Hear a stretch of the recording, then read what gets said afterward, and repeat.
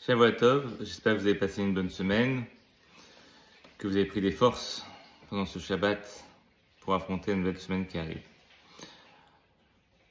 C'est écrit dans la Parasha Kitetse, le premier passage de la Parasha, il dit Kitetse la milchama Elohivecha, untano Hashem Elokecha beyadecha veshavita shivyu.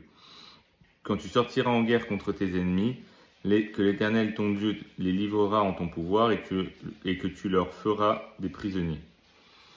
On voit quelque chose de très intéressant dans ce pasouk.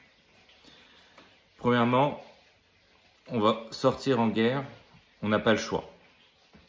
Il faut sortir en guerre quand on a des ennemis. Là, le pasouk, on peut l'interpréter de plusieurs façons. Il y a la guerre physique, mais il y a la guerre spirituelle. La guerre physique, on va la laisser pour les stratèges de guerre, l'armée. Là, on va s'attacher surtout à la guerre spirituelle. La guerre spirituelle, il ne faut pas croire que c'est différent, c'est exactement la même chose. La guerre spirituelle, donc déjà, il faut sortir contre l'ennemi. Déjà, il faut identifier l'ennemi. Si on croit que le Yetzer Hara, c'est notre ami, on n'ira jamais en guerre contre lui. Donc il faut identifier le Yetzer Hara comme étant notre ennemi, savoir qui est notre ennemi, savoir être honnête avec soi-même, avoir un peu d'honnêteté vis-à-vis de soi-même et reconnaître que on a un ennemi, le Yetzer Hara. Le Yetzer Hara, ça peut être au niveau de la colère, au niveau des visions interdites, au niveau de plein de choses, mais savoir qu'on a un ennemi. Et le pasouk qui nous dit que tu sors en guerre contre ton ennemi et Hachem il te le donne en main. Le pasouk il ne mentionne pas de combat, il ne mentionne pas de victoire, de défaite. Toi, ton seul travail c'est de sortir en guerre, d'identifier le problème, de dire voilà, je veux combattre ce problème. À partir du moment où toi, tu as pris la décision de vouloir prendre les armes pour combattre ton problème, tu as gagné le combat. Parce que c'est pas toi qui vas le faire le combat. Hachem, il va faire le combat pour toi, il va te livrer les ennemis. Il va livrer ton ennemi. Et en plus, il va en faire un esclave. Pourquoi on a besoin de faire de l'ennemi un esclave, un prisonnier? Pourquoi est-ce qu'on a besoin de faire de l'ennemi un prisonnier, surtout quand il s'agit du Yetzer Hara? Pourquoi? Parce que le Yetzer Hara, il nous fait croire, il nous fait miroiter plein de choses.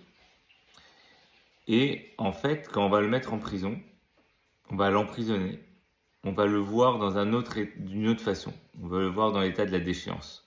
D'ailleurs, la suite de la paracha, elle nous parle de la femme captive qu'un homme veut épouser.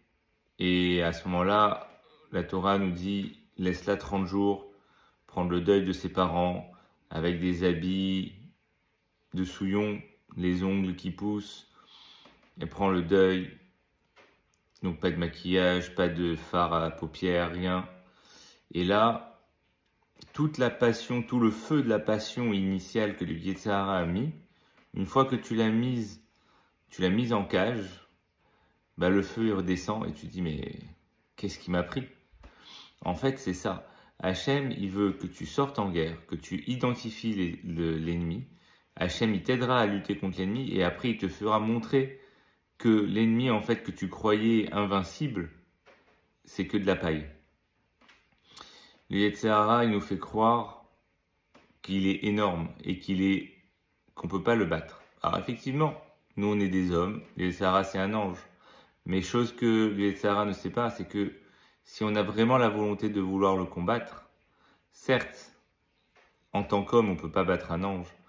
Mais on a Akadosh Baruch Hu avec nous. Et c'est Akadosh Baruch Hu qui fait le combat et c'est Akadosh Baruch Hu qui va emprisonner notre Yetzer Hara et nous montrer sa déchéance. Et là, on comprendra qu'on n'a plus de raison d'être. Le Yetzer Hara n'a plus de raison d'être. On n'a plus aucune attirance vers lui et il est complètement défait.